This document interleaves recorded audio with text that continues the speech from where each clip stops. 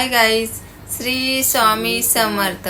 वटपौर्णिमा होती म्हणून त्या निमित्ताने आम्ही स्वामींच्या मठामध्ये जात होतो। तर स्वामींच्या मठामध्ये जाताना आम्ही आमचीच गाडी घेऊन जात होतो। गाडी तर मस्त चालत होती, मस्त गेली आणि ट्रॅफिकमध्ये एकदम तिची एसीच बंद झाली, कूलिंगच बंद झाली। अचानक म्हणजे गाडी थांबत थांबत गेली पुढे, अशी चालू बंद होऊन असं करत करत गेली स्वामींच्या मठापर्यंत। त्याच्यानंतर आम्ही गाडी थांबवली तिथे। त्याच्यानंतर जरा बघूया परत स्टार्ट होते का नाही ती गाडी, तर गाडी तर स्टार्ट झालीच नाही। मग बोललो आम्ही स्वामींचं दर्शन घेऊन येऊया, परत मग बघूया गाडी चालू होते की नाही। गाडीमध्ये चालूच झाली नाही। नंतर मग थोड्या टायमाने गाडी आमची चालू झाली।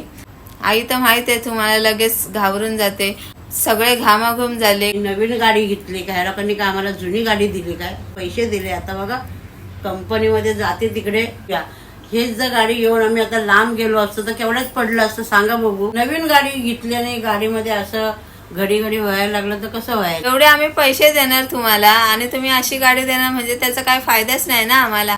म्हणजे एक दररोजच म्हणजे काय ना काय त्या गाडीला प्रॉब्लेम झाला तर काय फायदा त्या गाडीचा। नवीन गाडीचा असं इश्यू झालाच नाही पाहिजे। आता बघू पुढे काय होतो। चला तर बाय बाय।